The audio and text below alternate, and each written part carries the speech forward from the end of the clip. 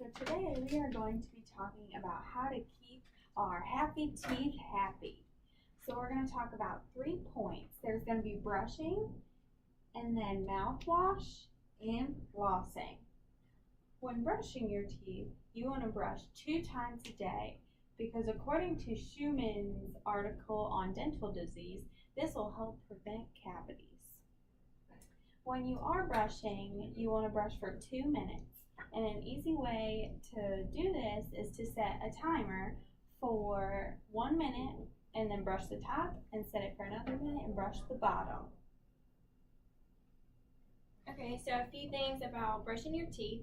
First, you want to make sure you don't swallow the toothpaste because this can upset your stomach. Also, you need to make sure you have the right size toothbrush for your mouth. Brushing your teeth is going to help to remove the plaque and food that builds up on your teeth, because if you do not remove this, then this bacteria can eat holes into your teeth, and that's going to cause a cavity. According to Herrera's article on dental plaque, this plaque is going to lead to cavities, which I just told you about. Our next most important step in taking care of our teeth is going to be to floss. Now, as she mentioned before, the food and the plaque that get left on your teeth are going to get eaten by the bacteria in your mouth, and that's going to lead to holes in your teeth, which are cavities. Those are no fun to get filled in. I've had a few, and let me tell you, it's better just to brush and floss. But what flossing does different than brushing is get in between your teeth. And you can see a good diagram here of how to do that. You're going to go up in between each tooth and drag the floss in between those layers to pull that plaque off.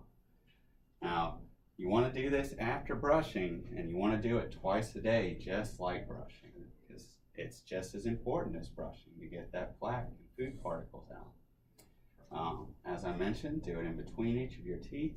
Now, a lot of kids find this difficult, as was found in Matos Silveira's article, Why Do Children and Adolescents Neglect Dental Flossing? They found that for a couple of reasons kids find this difficult. The one that's easiest to fix is going to be that kids find it hard to hold on to the floss and just actually do the process of flossing. So they've come up with a few new cool ways for kids to floss that makes it easier for them.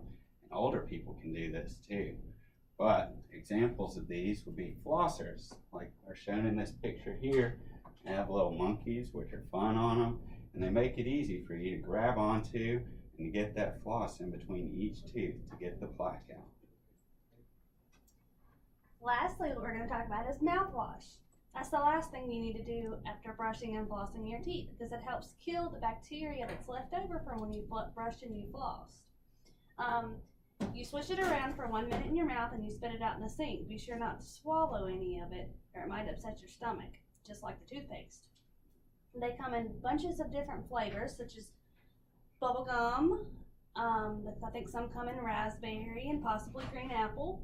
They have fun little designs on them, like SpongeBob and Scooby-Doo and Batman. It'll help your breath smell good, and that's that. Be sure to brush, floss, and mouthwash. So in conclusion, there are 3 steps to make your happy teeth stay happy.